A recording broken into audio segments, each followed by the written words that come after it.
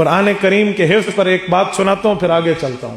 ثوابی میں ایک خاتون کا واقعہ ہمیں استاد جی سنا رہے تھے کہ ایک خاتون ہے، 12 بچوں کی ماں ہے۔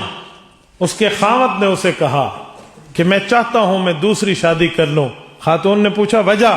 اس نے کہا آپ کے اور میرے 12 بچے ہیں، ہم دادے اور نانے بن چکے ہیں، تو اور میں نانا اور تو نانی، میں دادا اور تو دادی بن چکی ہے، تو لہٰذا ایک حافظہ عورت سے میں شادی کرنا چاہتا ہوں تاکہ وہ ہمارے بچوں کو قرآن پڑھائے، گھر میں بیٹھے ہوئے خواتین کو بھی، بچوں کو بھی پڑھائے گی، بچیوں کو بھی پڑھائے گی۔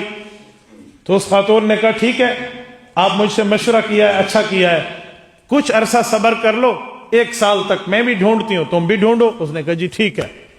1 سال اس خاتون نے کوئی عورت نہیں ڈھونڈی، اس نے قرآن کریم سامنے لیا اور پڑھنا شروع کیا۔ 1 سال 12 بچوں کی ماں۔ ہمارے ہاں مشہور ہے بڈھا تے ہوتا نبی کرے نتے، یہ جملے جو ہیں یہ جملے نا امیدی کے جملے ہیں، انہوں نے ہمارے ذہن کی ذہنیت کا جنازہ نکال دیا۔ اس عورت نے یاد کرنا شروع کیا، 1 سال گزرا، اس نے قرآن کریم اٹھایا اور خاوند کو بلایا، کہا آج 1 سال پورا ہو گیا ہے۔ انہوں نے کہا جی ہاں، کوئی ڈھونڈ لی خاتون؟ انہوں نے کہا یہ قرآن کریم ہے، اگر آپ اللہ حافظ عورت سے شادی کرنا چاہتے تھے کہ آپ کی بیوی حافظہ ہو، وہ بچوں کو پڑھائے، لو یہ قرآن الحمد کی الف سے والناس کے سین تک اس خاتون نے قرآن حفظ کر لیا ہے۔ میں جانوں اور میری اولاد جانے، میں پڑھاؤں۔ 12 بچوں کی ماں۔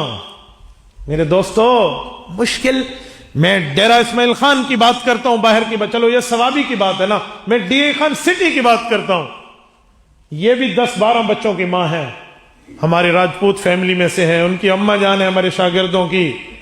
خدا کی قسم قرآن ایسے ازبر ہے، اتنے بچے پیدا ہونے کے بعد حفظ کیا ہے ابھی، اور ایسے قرآن یاد ہے۔ رمضان المبارک میں اس خاتون کے 30 روزے ہوتے ہیں تو 30 ختم ہوتے ہیں، روزانہ ایک قرآن کریم پڑھتی ہے، روزانہ کی بنیاد پہ۔ حاجی اکبر صاحب کی گھر والی ہیں، میرے بہت قریبی ہیں، وہ روزانہ ایک قرآن کریم۔ 12 بچوں کی ماں، نانی اور دادی ہو، آپ مجھے بتاؤ یہ قرآن سے عشق نہیں ہے؟ ہمارے مرد نہیں پڑھتے، ایک سپارہ نہیں، ایک پا دے بعد موت پوندی ہے پڑھن، جی جن پہ بس موت ہو گیا، ہم وہ لوگ ہیں، اور وہ خاتون ہے، وہ عورت ہے، پردہ نشین ہے، گھر میں بیٹھنے والی ہے، بزرگ ہے۔